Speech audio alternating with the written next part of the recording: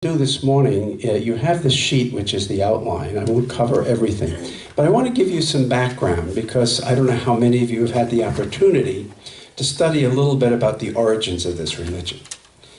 As I said in my introductory remarks, most Americans have very negative images of this religion because of what's happened in the world in recent years. And there's no doubt that there are those in this tradition who are bent on violence and destruction.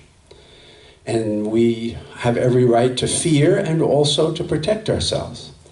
But that often leads to taking the next step and broad brushing all Muslims as terrorists.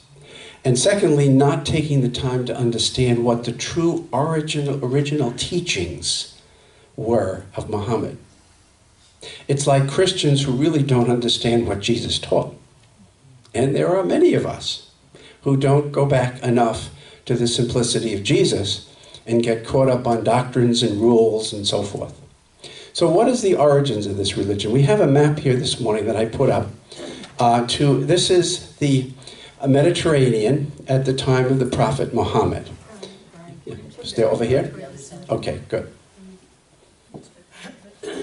How's that? Is that better? Can you see, everybody can see that? Okay, thanks. Now, if you notice, Europe is in what's called the Dark Ages. The Roman Empire has fallen, and you have various different kingdoms that have been established by the tribal peoples who've come down from the north.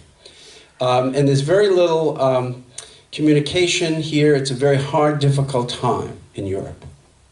In Arabia, over here, you have a culture which is very violent. You have oases, Mecca and Medina, where there was water, there were trees, and there were cities here. And the people in the cities outfitted caravans. They were the truckers of their day. And what they did with their camels, they went up to meet the ships that were disembarking up here. There was no Suez Canal built yet. So what the caravans did, they offered a service to people who wanted to sell their goods to the Orient. And so they would meet the ships and take the goods and then travel down the coast either to Jeddah, a seaport, or down here to Aden, which is modern-day Yemen. Now, the people in the desert who were very poor, Bedouin tribes, would raid the caravans. And it was a very dangerous business if you had a caravan business because you could very easily get killed. And the people in the desert were land pirates. What the people in the cities were doing, who owned the caravan routes, they had a way to get their money back. And that was through religion. And what they built was a big temple with over 300 different statues of the different gods that the tribal peoples worshipped. And they would invite the tribal peoples in regularly for celebrations. They would come on pilgrimage to celebrate their god or goddess. And there would be at least a week-long celebration, and there would be prayers, but there would also be gambling, there would be prostitution, and a lot of debauchery. And by the end of the week, lo and behold, the land pirates had lost all their money. And the caravan people got it back. And then the cycle would recur again. So economists would say this was a circulating economy. Money did go around, but it was very violent. And of course, when the land pirates, the tribal peoples would leave Mecca, they would be furious. What happened to all our money? And then they would attack the caravans with more and more violence. So this was a violent society. Primal religions in many parts of the world are very beautiful and very peaceful. But these primal religions were being manipulated by people with wealth, and they turned very violent. Women were bought and sold as property. So the caravan owners in the cities, they couldn't buy Winnebagos or summer homes, so they bought women. And the more women you had showed that you were important and that you had money. That's the origins of harems, okay? Harem is not an Islamic, is not Islamic at all. It's pre-Islamic when women were used as chattel, okay?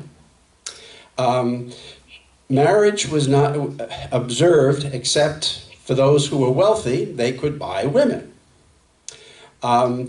In the temple, there was much prostitution going on, as well as alcohol and gambling.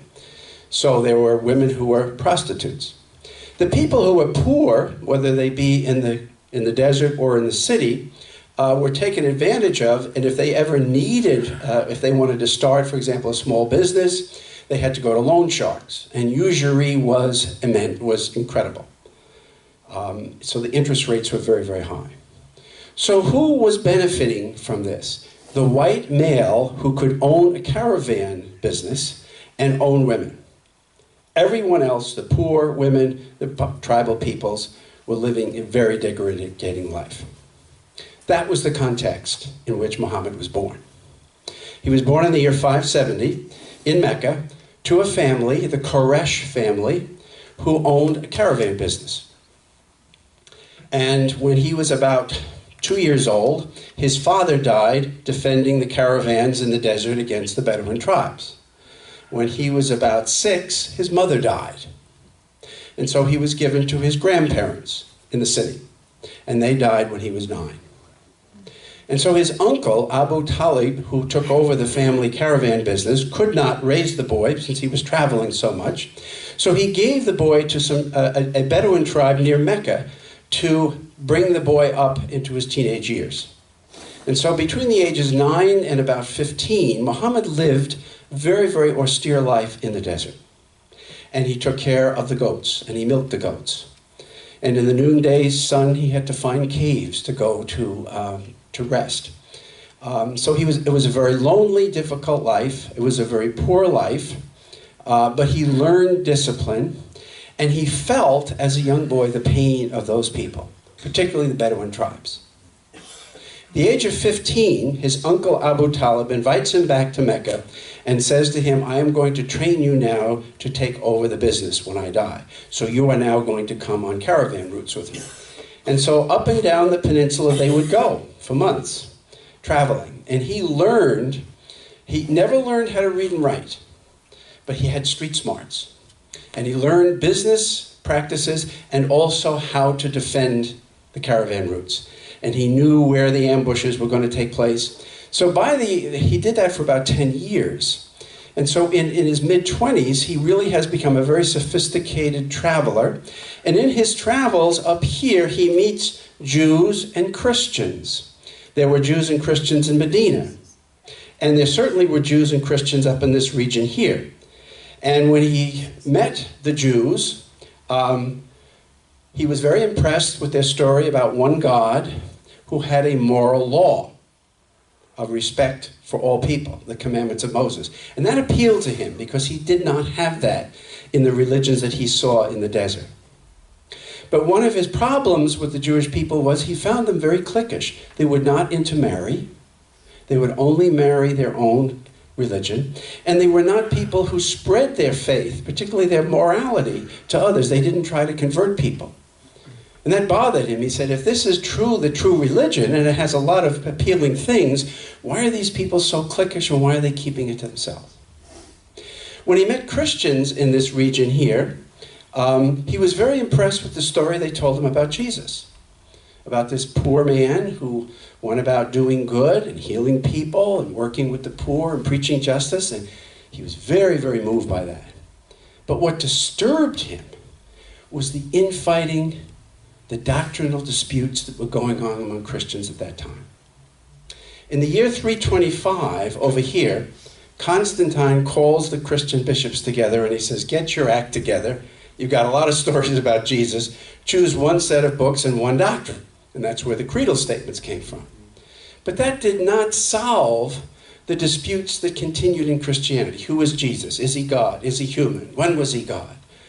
And so Muhammad met the residue of all that, and the Christians he met up here near Syria were preaching that Jesus had two different personalities, so he was basically a schizophrenic.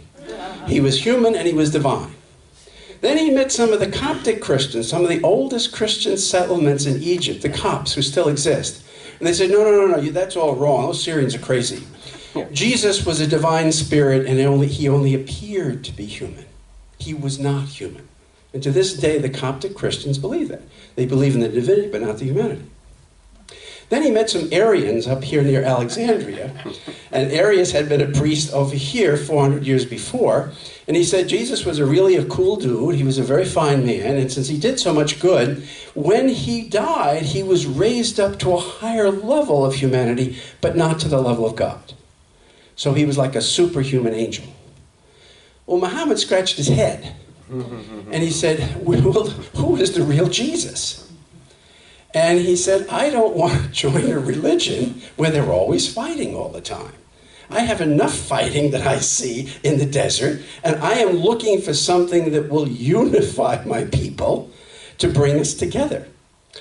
So at the age of 25, he's reached his maturity now, and his uncle is getting on in years. And the uncle says to him, you know, you are a very, very good businessman. You're going to go a long way, and I think you're going to do even better if you join another caravan company. And he introduces Muhammad to Khadija, who was a widow. Her husband had died in the caravan business, and her caravan business was larger than the Quraysh family's business, and she was a strong, independent woman running the business by herself. Now that was unheard of in that day because the women were bought and sold or they were prostitutes. And this strong woman had emerged in that culture and taken over a business when her husband died. And Abu Talib recognizes her as a strong figure running a good business, and he says to Muhammad, you should work for her, you're going to go further. And so he introduces Muhammad to Khadija, and he's 25. And she takes him on because she respects Abu Talib as her fellow businessman and says, if this, your nephew is a good man, he can work for me. And she puts him in charge of her caravans. And lo and behold, he's able to defend them. He knows where the ambushes are. He gets the goods through. And she is really impressed in the next couple of years. So much so that she falls in love with him. She was 15 years his elder. And she proposed marriage to him. Now, at this point in class at Ripon, I say, okay, I'd like to ask you all a question. We live in a very liberated time, right, of women's rights, and we're working towards gender equality. How many of you think it's fine for a woman to ask a man to marry them? I did. Good for you. You're ahead of your time, Mary. Jane? And there are a couple of women who put up their hands in class, but not many. And I said, now let's go back about 1,500 years. Think about that society and that going on. She did it, and he accepted the proposal, and it was a very happy monogamous marriage between the year 595 until she died in 620, 25 years of happy marriage. And once they're married, he no longer goes on the caravan routes. The business is very successful. There are others who can manage the business, so he stays at home. And they raised, I think, 6 children. They had 2 boys, and they died young, and they had 4 girls. But he stayed home with his wife. He enjoyed the family life. And what's beginning to dawn on him is, I've made it. I'm really being able to become successful as a business person. I have a successful, wonderful marriage. But I should give back. There is something wrong with this society. There's so much suffering, so much degradation. And I've heard from the Jews and I've heard from the Christians that there's something more to life and morality. And so what he does is he goes back to the desert to think.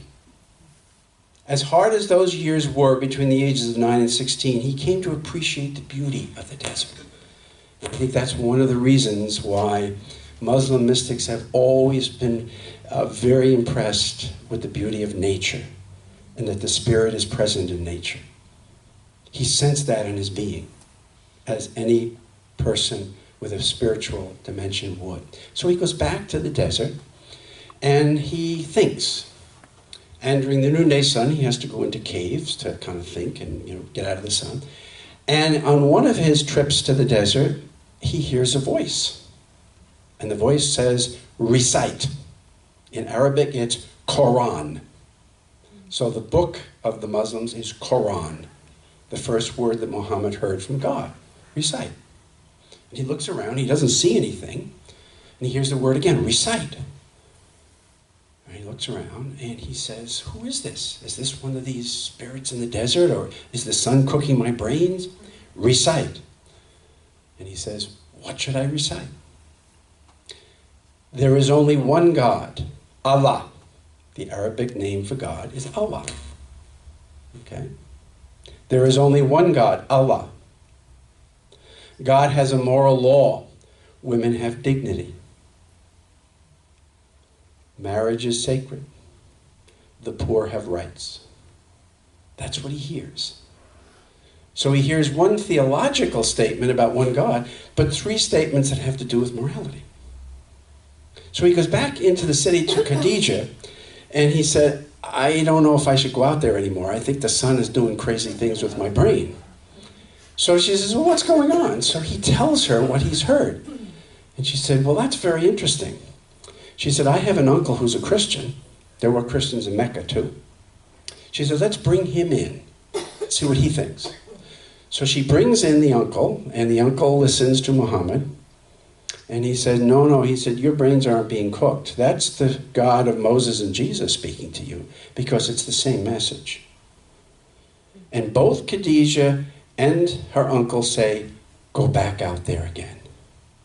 A woman and a Christian support him. That's the origins of Islam. And he goes back out, and he begins to hear more. And for the next 23 years of his life, he continues to hear the voice, and that's what's written down after his death. That's what he preached, and that's what's written down in the Quran. The Quran was written within 10 years of his life, and it was written by people who heard his preaching for 20 years after the revelation started. So unlike the New Testament, which was written many years after Jesus was gone, this book was written pretty close to the time of Muhammad by people who heard him preach. Now, what happens? Well, he goes back into Mecca, and he feels he's on a mission. He has to preach this word from the true God. So he goes to the temple in the middle of the city, and he becomes a street preacher. And we all know we've met street preachers. They're usually a pain in the neck. And he certainly was a pain in the neck to the people of his day, because what did he preach? He pointed to the big building and he said, that's idolatry. Those are not real gods. There is only one God. Secondly, you have to treat women with dignity. You can't buy and sell women. They are children of God. The image of God is in everyone.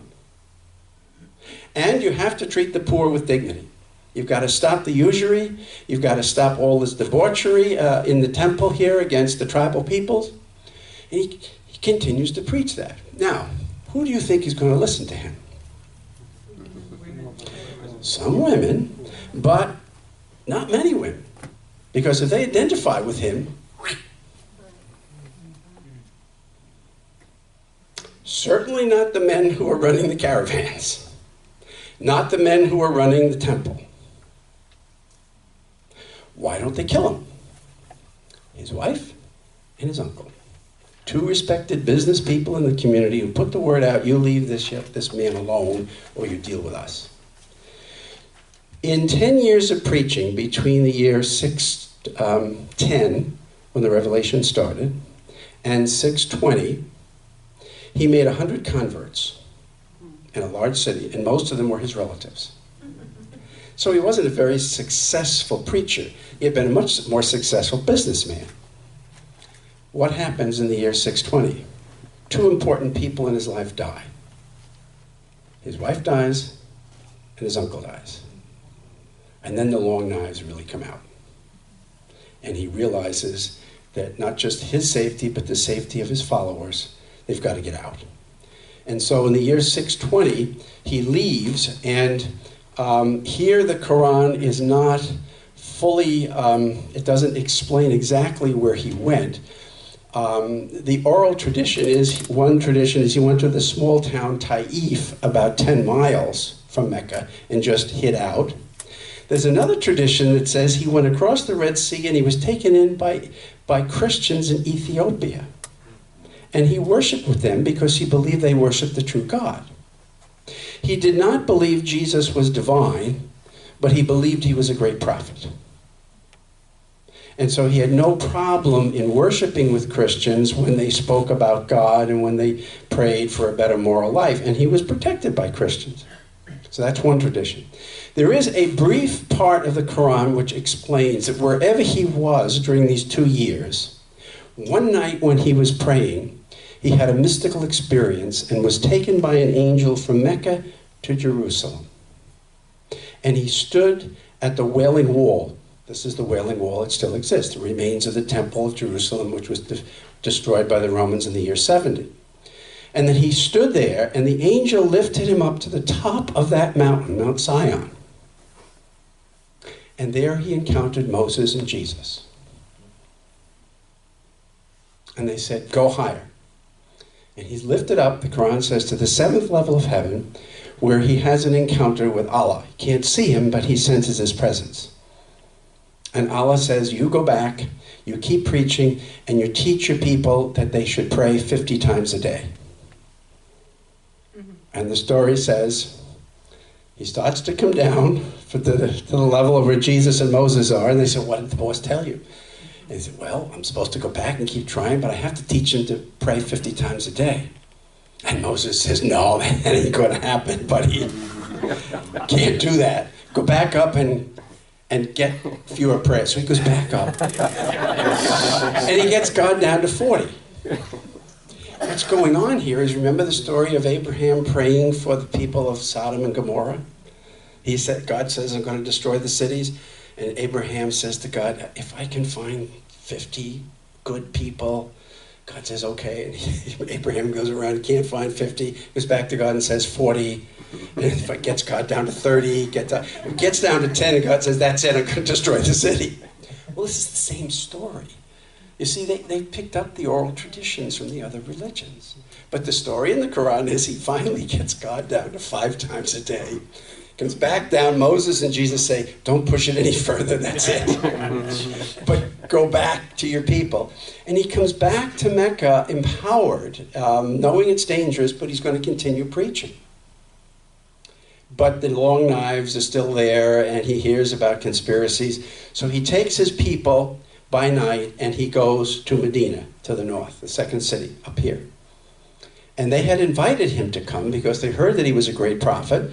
There were Jews and Christians and primal religions worshiping together. They had some bickerings going on. But more importantly, they were like the Chicago to New York. They wanted to become the city #1 in the caravan trade. And they knew this guy knew the ins and outs of Mecca very well. And they had an economic motive for wanting him to come to kind of strategize with them how they could take over and defeat Mecca. That's not his interest. His interest is to spread the faith about God. And so he says to the people of Medina, I'll come and live with among you, but you've got to listen to my preaching. You don't have to accept it. If you're Jewish or Christian, you don't have to accept it, but I want you to listen to it, particularly those of you in the primal religions, the tribal religions. And he goes there, and he lives a very simple life. Khadijah has died, and the Meccans begin to attack Medina. They get a sense that this guy that they want to kill is bad business. He's probably plotting up there against them, and so they begin a series of raids. So defensively, he begins to lead defensive war from Medina against Mecca. He had heard from the Christians that there are just war principles. They had started in the 4th century with Augustine. And he knows that you can fight in this tradition, biblical tradition, you can fight to defend yourself. And so he had no problem in leading armies, militias in the desert to stop the Meccans. And for 8 years, there was warfare.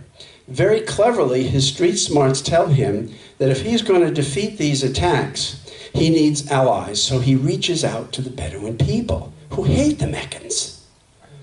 And he says to them, let's make a deal. You join with me, and we will defeat the Meccans.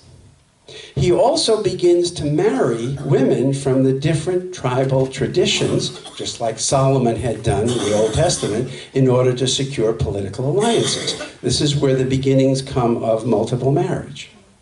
These were political alliances. And after 8 years of war, the Meccans are surrounded by a numerical force much larger than they had, and they surrender in the year 630. He marches back into Mecca and he says, I'm not going to kill anybody. We're not going to have pillage. Just ask you two things. Get rid of that temple, and you've got to listen to my moral preaching about the poor, about the women, and I want you to take seriously what I'm preaching. So the Meccans say, well, that's better than dying. So they get rid of the temple, the idolatry, and they listen to his preaching. And in the last 2 years of his life, very much unlike Moses and unlike Jesus, he has tremendous success. There's no more war. Prostitution is gotten rid of. Alcoholism is gotten rid of. Gambling is gotten rid of. And the Bedouin tribes are beginning to come and listen to his preaching, and his moral and religious teachings are spreading throughout Arabia. His other teachings that came through these revelations in these 23 years were very similar to the biblical tradition.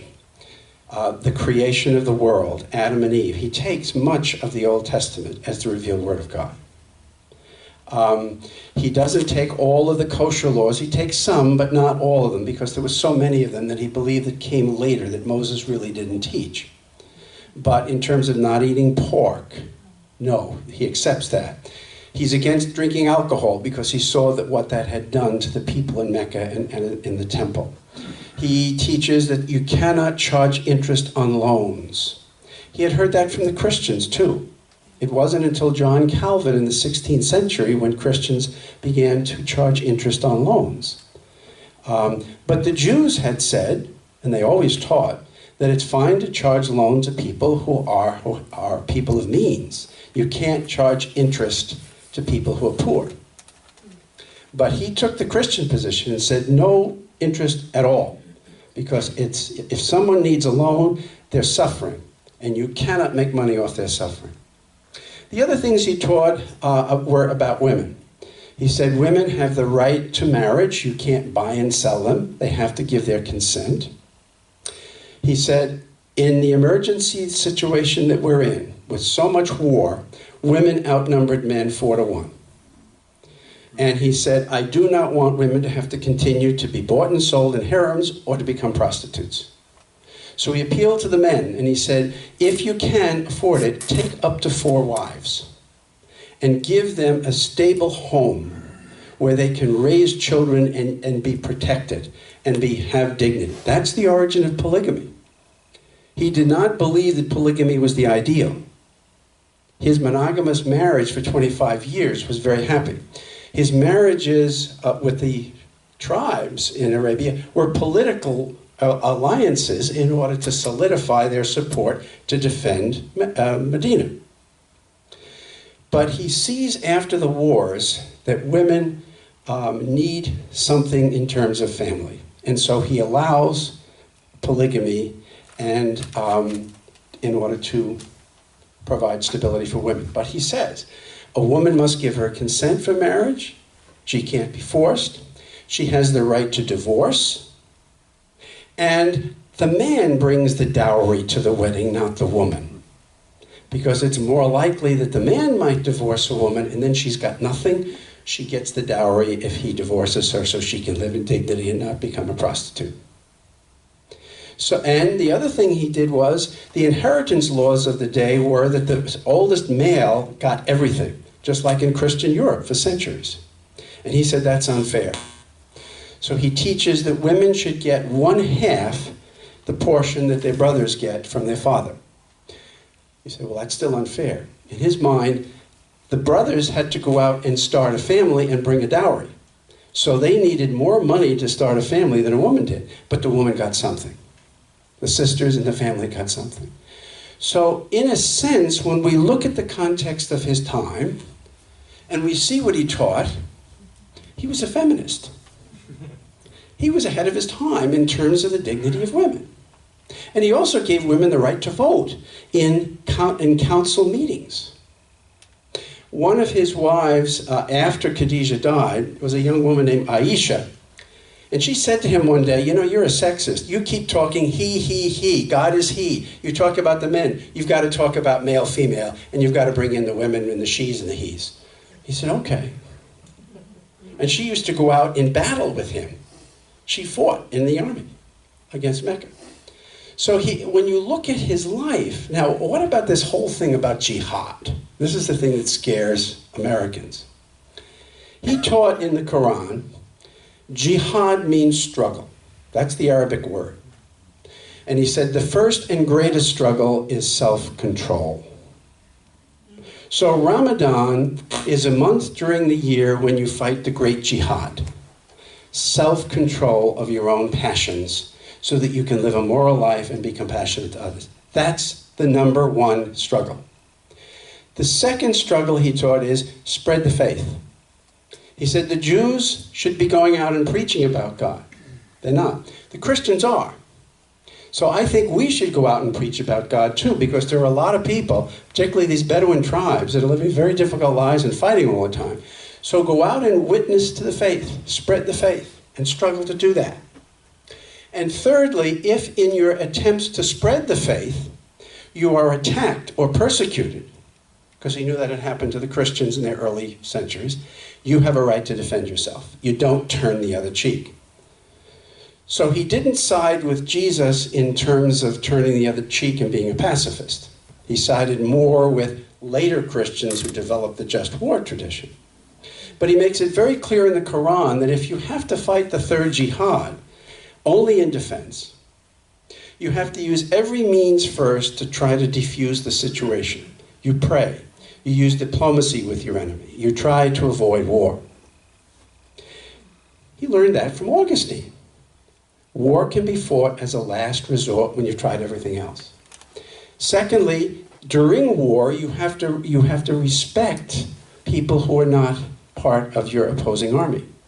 Children, the aged, women. You cannot kill innocent people. You can only kill those who are coming at you with a sword in front of you to defend yourself and your people. You cannot burn or pillage the lands of your enemy because they need those lands afterwards to live on. You must seek a just peace, and a peace that will last and prevent another war. He got all of that from the Greeks that filtered through the Christians. Our just war principles today are exactly what what Muhammad taught about war. Well, where did all this other stuff come from? As Paul Harvey would say, what's the rest of the story? The rest of the story is this. You're aware that after Constantine decided in the 4th century to embrace Christianity and make it the religion of the empire, he gave Christianity money, he gave Christianity power, and he also, at the behest of the Christian bishops, went around and burned temples to Greek and Roman gods, restricted the rights of the Jews, and gave the Christians the right to turn over anybody who was dissenting from the bishops to be burned at the stake. The great Augustine in the 4th century, who developed the just war principles, also said within the church, if there are people who dissent, they should be killed because they are threats to the truth of God. You also are aware that after Constantine, Christianity became very powerful in Europe, and then the Crusades occurred, which were a bloody, bloody, terrible experience in which did not follow just war tradition. What happened to Islam? Something parallel happened to Islam. After the Prophet was gone, you notice these orange arrows going out.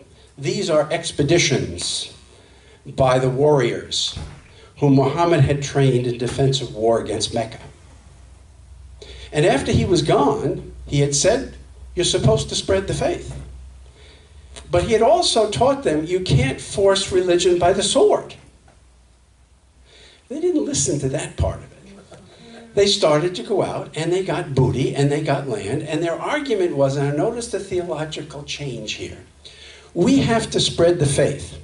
But to spread the faith, we have to go in and take people's land, and then live there with them and teach them the faith. And if they happen to oppose us when we take their land, we can kill them. And if any one of us die in this kind of a battle, we will go immediately to heaven and have 72 virgins in heaven. This is the oral tradition that developed after the death of the prophet. So where is ISIS getting its stuff? It's not getting it out of the Quran. It's getting it out of this exuberant militant Islam that came afterwards, that couldn't handle political and economic success without using military force. Something parallel had happened to Christianity centuries before. Okay? So what happens is that it spreads in 100 years, it's all the way over into southern France, all the way over into India. Now, in some cases, people converted because the Muslims gave them an opportunity. They said, if you're a Christian or a Muslim, you don't have to convert. But anybody who converts, who's poor, we will take care of them because 2.5% of our income every year has to be given for the poor. That's another principle of Islam. And it was much better if you became a Muslim because you could be taken care of. There were many Christians who converted because they were so confused with all the bickering going on about Jesus. They said, we'd like something more simple, please. And Allah was more simple. So there were various reasons why they converted, okay? And certainly there were abuses of power. There's no doubt about that. Let me end with this. I'm sorry it's getting so long, but this is important for us to understand. This is the 1394 year of the Muslim religion. They date their calendar from 622 when Muhammad went to Medina. 1394. What was going on in Christianity after 1394 years? They had just finished 4 brutal crusades. The Inquisition had been established in Europe. And just this week, I read in the Roman calendar of saints and people that are remembered, a woman by the name of Marguerite Poré, who in 1394 was burned at the stake in France because she was an independent woman who was a mystic writing about her encounters with Jesus that didn't quite fit the doctrines of the bishops. So they burned her at stake. Within 100 years, Luther emerges because there's so much corruption in Christianity, and then there's 100 years of bloody war between Catholics and Protestants and Protestants and Protestants. Now, what I'm saying is Christianity took a long time to mature. Once Jesus was gone, there were terrible distortions. And only in recent centuries do you begin to have an acknowledgement of those failures and a hope to try to get back to something more focused on the teachings of Jesus. But Christians certainly have a long way to go to that. Why can't we concede that Islam goes through growing pains as well? Not that these kinds of abuses are justifiable in any religion, but they happen. But they happen.